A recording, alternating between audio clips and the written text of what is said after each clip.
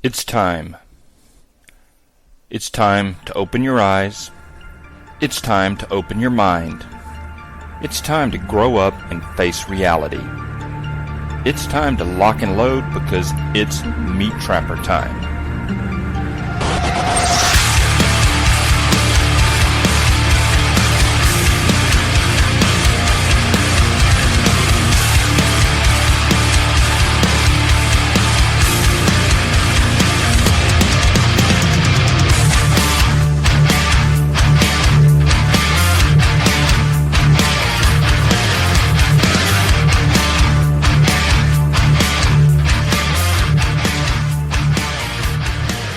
Hello everyone and welcome to episode number 230 of MeatTrapper Radio.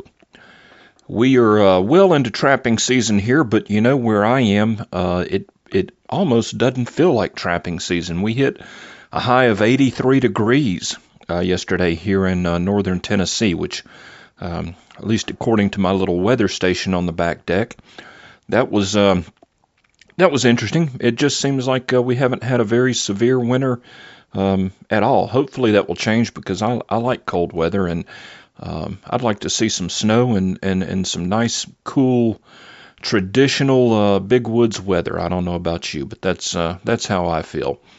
But anyway, I'd like to take this opportunity to thank our sponsor, Mr. Brian McKee of SouthernSnares.com.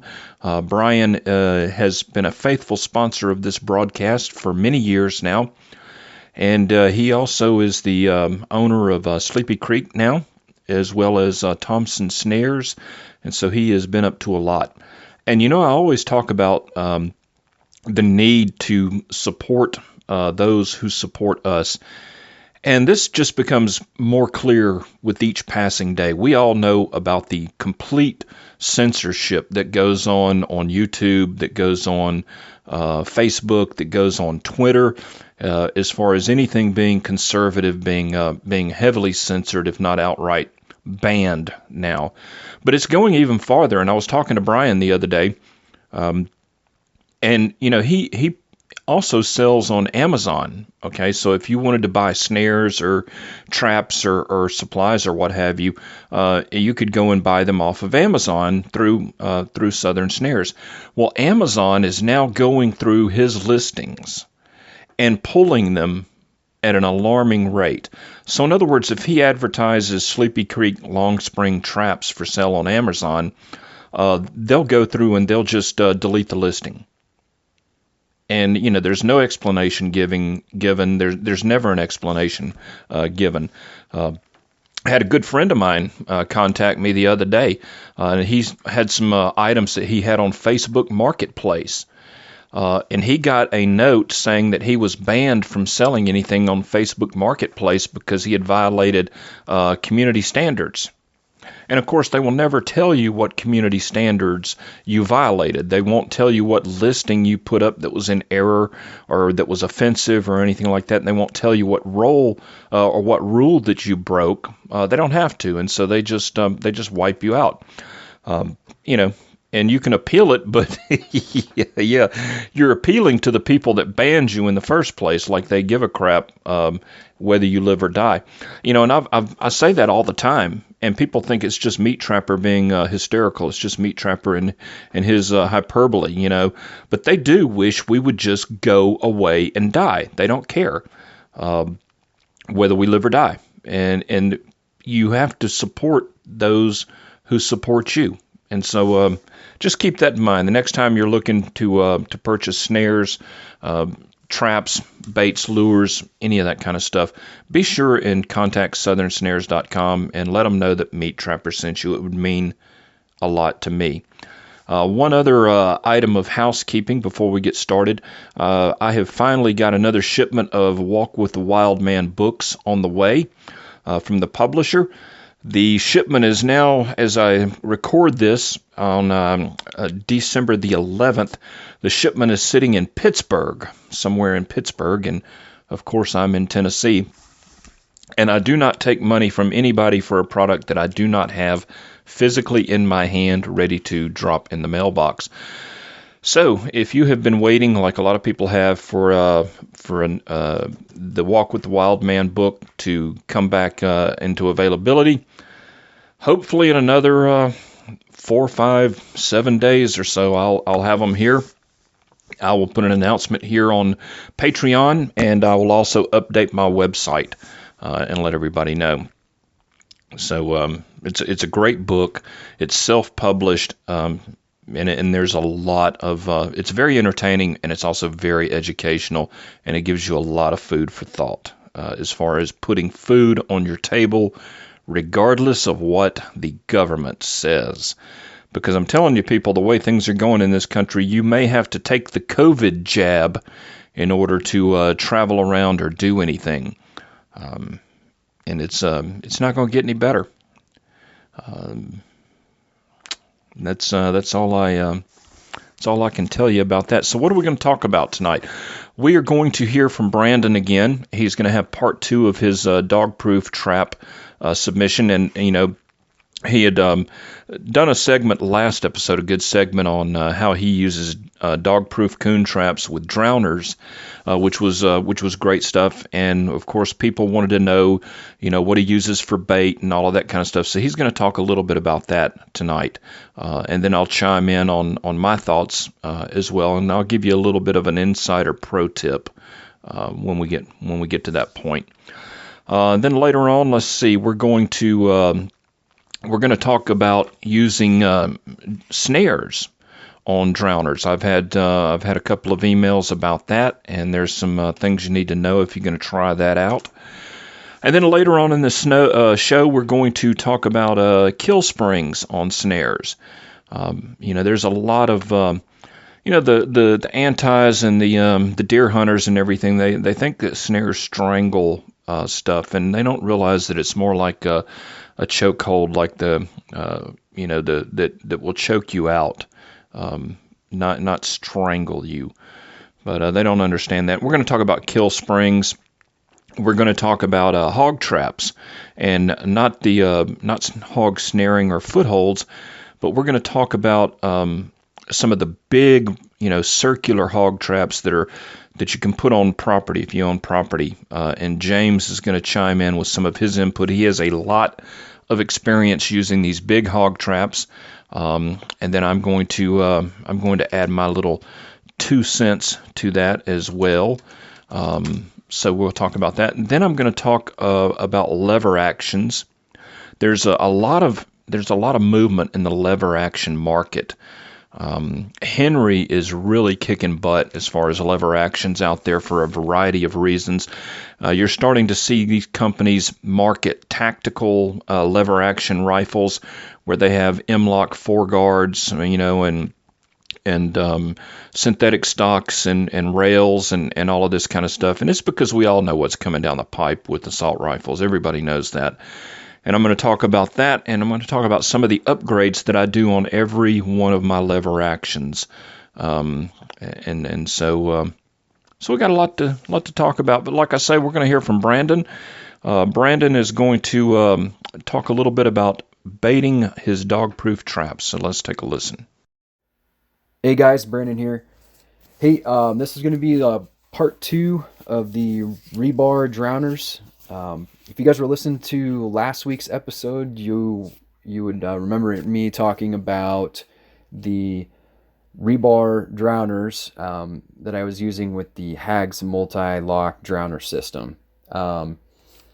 So I went into all the details on how to make it, just how it works, the efficiency, the reasons why I used it.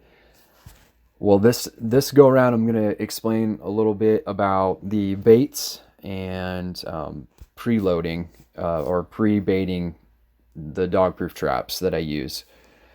And so I'm actually going to need a little bit of help with it because I've got some questions of my own and some stuff I want to bring up and kind of see if you guys can help me out with a little bit of it.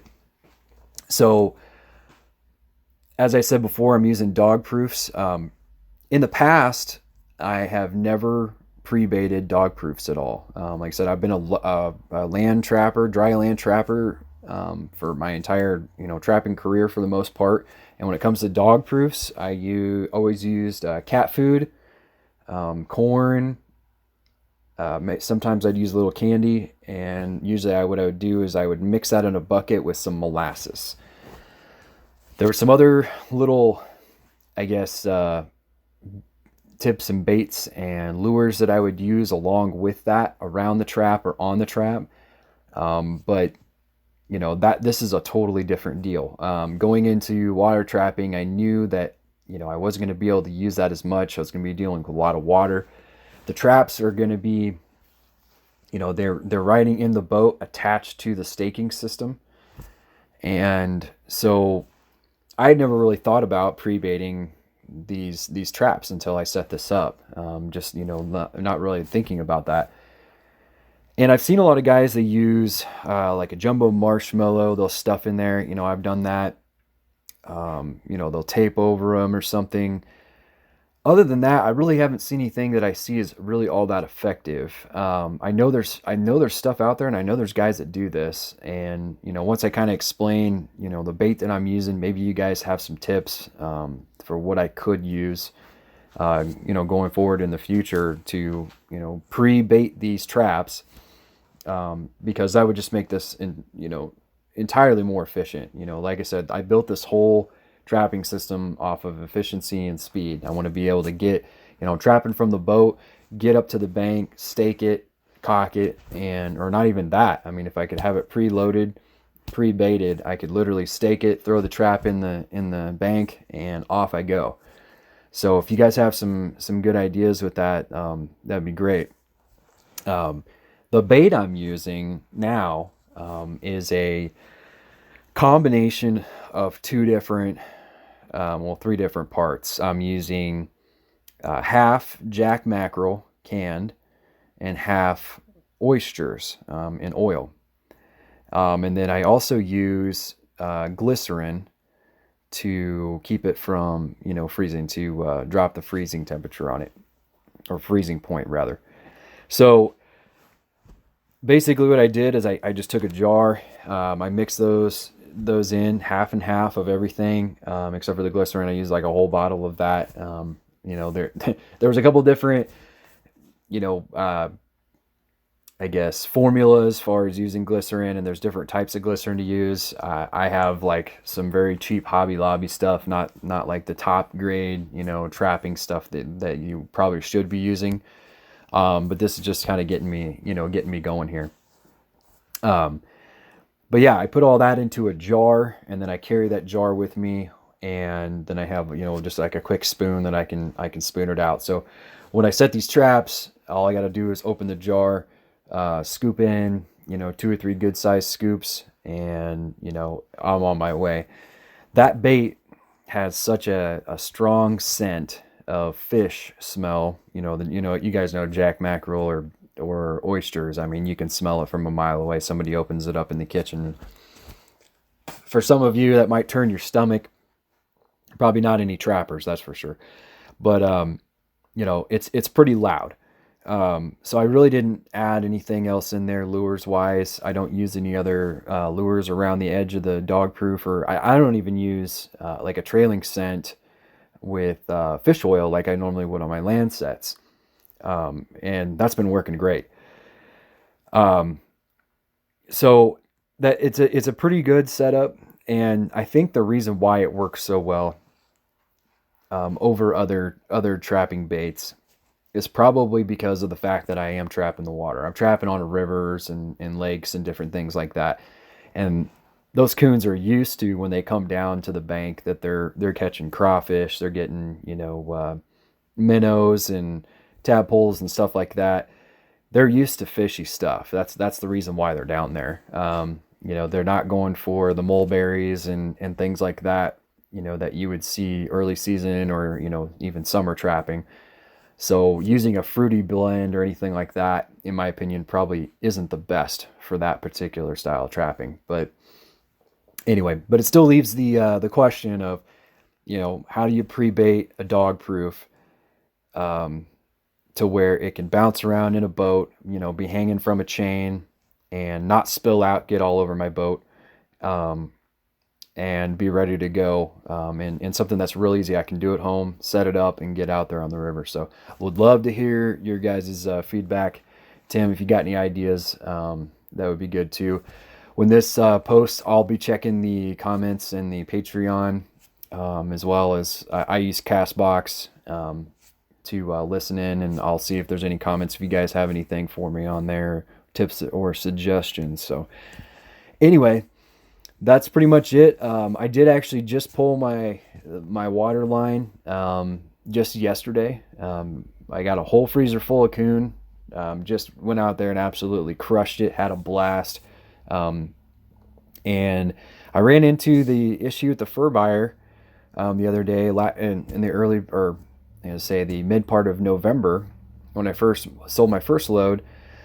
Anything that wasn't under like a 2X coon, I really didn't get any money for them at all. I think my highest selling coon, and that was just a horse of a coon, I think he brought me $6. So that is one of the downfalls that I'll say with this, with these drowners, is that it's indiscriminate. You catch a small coon, he's going to go down and drown, and you're going to have him, and you're going to have to deal with him the next day. So you're kind of left with that dilemma, when you catch that coon and you realize you're not going to get any money for him this year at the fur buyer. So my freezer is definitely filling up with some tiny coons, and so I'm going to have to figure out where I'm going to get those sold this year. If not, I'll have to hang on to them till next year. But yeah, I'm going to hold off on the water trapping until I get all that stuff sold off. Got the coyote line running right now. I'm trapping a couple farms, so I'm hoping to catch some of those. Those were bringing $35. I got $35 off of the last coyote I sold, which is really good. We got those really nice Midwest coyotes over here. So yeah, looking forward to it. Got some cold weather coming up tonight, so should be good. Should be bringing in some yotes. But anyway, that's all I got for right now. I appreciate you guys listening. Tim, I'll turn it back over to you. Thanks for having me on the show, and God bless everybody, and we'll talk at you later. Well, great stuff, Brandon. Good advice there. And there's not a whole lot I can add. I'm not a big coon trapper, and I'm not a big dog-proof trapper. I have used them in the past, and a couple of just general tips. I'm not a big believer in any specific bait when it comes to this, and that's simply because I've learned over the course of trapping for 20 years that conditions vary so much between different parts of the country and then different seasons of the year. What a coon is feeding on in Alabama in the spring is completely different than what a boar coon is feeding on in Wisconsin in the middle of winter. That's just common sense. And so, I wouldn't use a food lure up in northern Wisconsin during breeding season for coons. But then again, I wouldn't use a gland lure in the swamps of Alabama when it's 100 degrees. So use what the coon are doing right now, where they're at, what they're eating, and what their life cycle is dictating to them. Now, another thing is you have to be careful with dog proofs. If you're in an environment where the weather is freezing cold, if you use liquid stuff like honey or syrup or anything like that, and you pour it down that tube, it can freeze up down there and interfere with the trigger mechanism, and then it can be a real pain in the butt to clean out. Because everything gets frozen up like concrete, and that's where a lot of your commercially prepared baits really start to shine. They're more like a pelletized bait that you can pour down the tube and not worry about all of that. A lot of guys will use cat food, dog food, whatever. A lot of guys down here in the South use catfish pellets, and that's basically you buy it in like 50 or 60 pound bags, and it's what people put in feeders to throw out on the catfish ponds. So you can experiment with all of that. But one thing that I want to share with you, one little pro tip, because everybody has their own mixture, but you can get online and you can buy MSG, which is basically like a flavor enhancer. And you can buy this in bulk, and you can mix this with whatever you're using: dog food, cat food, fish pellets, sweet feed, whatever it is that you're using. And that MSG, like I said, is a flavor enhancer. It's one of the things they put on food at the Chinese buffet, to make have things have a more enhanced flavor. And they're so there's things you can do like that to sort of juice things up a little bit. So that's just a little tip to keep in mind. And like I said, Brandon had talked about last episode about how he uses dog proofs on drowners. We talked about drowners. If you're new to trapping or you're just getting started, you can go back and listen to that episode, and you can see that you can use drowning wires, you can use rebar poles as drowners, and all that sort of thing, fiberglass poles, what have you. But I had a question about using snares on a drowner.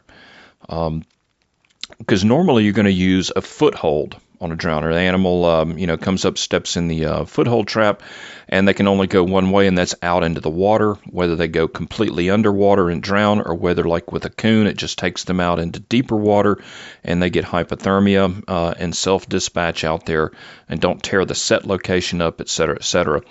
Well, being a beaver trapper, one of the things that you come to realize real quick is that your traps are big and you're heavy, like TS-85s, or MB-750s or what have you. And if you have to try and carry a couple of dozen of those, it adds up real quick. Whereas, a couple of dozen snares is very easy to carry. But if you snare a beaver, he tends to be there like a dog on a leash, and he'll go around and around, create a big burn circle. He'll tear the area up. He'll chew down all the trees that he can get to and all of that. And so wouldn't it be nice to be able to carry a lightweight snare, but also put a snare on a drowner, get the beaver away from the catch location, so you preserve the catch location, and then the beaver, being a water-based animal, he's going to dive, so you get him down underwater out of sight, so nobody can steal your food from you when they come by. And in addition, if you do have a thief that comes by, the most they're going to get is a piece of cable. They're not going to get a $30 trap. So there's a lot of that. Now, so my answer to this is I have done this, and it does work. But it's not something that I do regularly. In my opinion, if I'm going to be drowning beavers, I'm going to be using a foothold, and I'm going to be using a rebar drowner. The snare will work, but in my experience, you have a greater chance of the snare tangling up or fouling up and not going down that drowner. For some reason. In other words, a snare, if there's a brush nearby the catch location, that snare can get wrapped around that brush. He can, if he goes around and around the drowning rod itself, he can bind the drowning rod up. So there's things that can go wrong with the snare. So what you have to do to minimize that possibility is you have to make that snare as short as possible, to where basically once you have your 10 or 11-inch loop formed on your snare, there's virtually no pigtail left. The snare ends directly after that loop, and you clip that onto the drowning rod, onto the drowning the slide link on the drowning rod. Okay. Now, sounds simple, but in reality, you kind of need a little bit of a pigtail so that you can position that snare where you want it. Otherwise, that drowning rod has to be right there at the snare set. So you see there's this trade-off that we're getting into. You want the pigtail as short as possible, but you got to have some pigtail to have some flexibility in making the set. So the bottom line is you're going to have to play with it, and it will work. It's just, to me, it's a little more finicky, and it's a little more prone to failure are prone to being tangled up than a good foothold. Because when they hit that foothold, the thing is on their foot. It's not catching them around the midsection.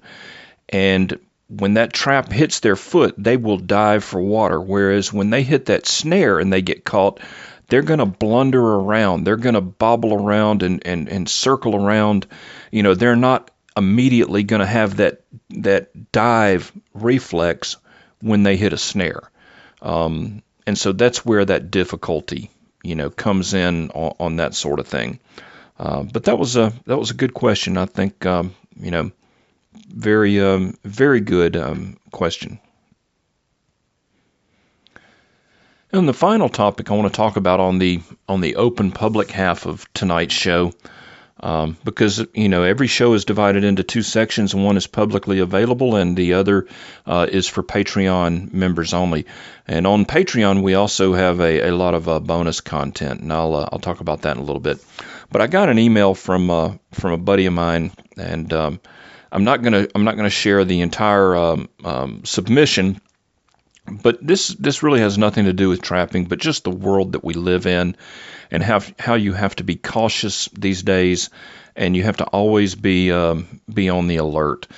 Basically, his wife was out walking their dog, and he has a nice collie dog that they got for their I believe it was an anniversary when they got it. But the dog has a big, thick coat, So, his wife is out walking the dog, got the dog on the leash and everything. Everything's going along fine. Well, then all of a sudden, there was another dog, a large German Shepherd type dog that was not on a leash that came after their dog. And the wife heard somebody yelling. She turned, and about that time is when that Shepherd hit their dog, who's on a leash right there at her side. And the fight was on. And the German Shepherd was a bigger dog, the more aggressive dog, and it was biting her dog all over the neck and the back right there. And she's trying to separate these two, and so you got two big dogs going at it right there. It was not a good situation. It could have been a lot worse than it was. Well, to make a long story short, the lady who owned the unleashed dog came running over and got the dog eventually after, she had kicked it off and everything, and gave her name and her phone number and said, if there's any vet bills or anything like that, you just call me and I'll take care of it. Well, there were some vet bills. Fortunately, the dog's thick coat prevented most of the injuries, but the dog had some cuts and all of that on it. Well, she goes to call the number, and it's a fake number. Disconnected. Now, number not in service. And then she tried to locate the person by name. And, of course, it's a fake name. That's because, this has happened before. And the woman, who was responsible for her dog knew what the deal was. And, by giving her full cooperation and giving her a name and a phone number, she avoided having the police called. And so when you don't call the police, then there's no immediate record unless you go make a police report later. And then there's not a whole lot to report because you have a fake name and a fake number. And so they're trying to, they put stuff on social media and everything to warn people about this dog and this woman and see if anybody else has had a shared experience and all of that. But it just goes to show once again the low quality of the individual in our society. And I talk about this a lot because it permeates everything. It's not just politics. I mean, here you have a person who will not be a responsible owner and will not take responsibility for their actions or their lack of actions. And then when something happens, they will flat out lie to your face to avoid being held responsible. And it's like you just can't trust anybody. You just simply cannot trust anybody. So I just thought I would pass that along. And one other little tip, it was interesting. One of the guys that I work with was recently called for jury duty. And it was a dog bite case. A dog was off the leash and had gone and bitten somebody. And they had to go to the doctor and get stitches and all of that, And so they sued him. And the jury awarded the victim $100,000 in damages for a dog bite. And there were people on the jury, he told me, that were pushing for $300,000 in damages. And, if you don't have good insurance, even a lot of insurance has limits of $100,000 or $250,000 in liability, personal liability. So if they had returned a $300,000 verdict, there's not a whole lot of people that wouldn't be completely, totally ruined by that, even if you do have insurance. So just be aware of the nature of our society these days.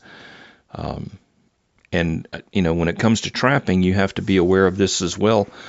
In the state of Alabama, where I spent many, many, many years trapping, a trapper is responsible for all damages done to a domestic pet if they get caught in one of their traps. Now, it doesn't matter if you're 100% legal. You could have your trapping license, you can have your tag on your trap, you can have a perfectly legal trap. You could be 100% according to the letter of the law, and it doesn't matter. If you were to catch Fido down the street, and Fido has a bruised paw, the spandex-wearing Karen can take Fido to the vet and claim that Fido needed, inflammatory treatment, and now Fido has post-traumatic stress disorder, and they can take you to court and they can sue you. And that sounds crazy and a little extreme, but it's really not. And you don't have a leg to stand on. It doesn't, to be sued or to be held legally liable for damages that your trap does to a domestic pet, you don't have to be operating outside the law. In or outside the law has absolutely nothing to do with it. And so that's why, I have people all the time that say, can you come do anything about my coyotes? And I'm like, nope, sure can't. And here's why. And to me, that's why I don't fool with them, especially around these suburbs or around populated areas, because people let their dogs run free.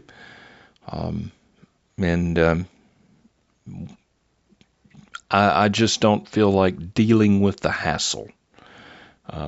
And the interesting thing is when snaring, you would think that snares would be far more lethal, but as long as you don't have a kill spring on your snare, or as long as there's not a place where that dog can hang itself, most of the time a domestic dog that gets caught in your snare is gonna lay down and be there waiting for you. There was one particular place I had to crawl under a fence, and I caught the same dog 3 times.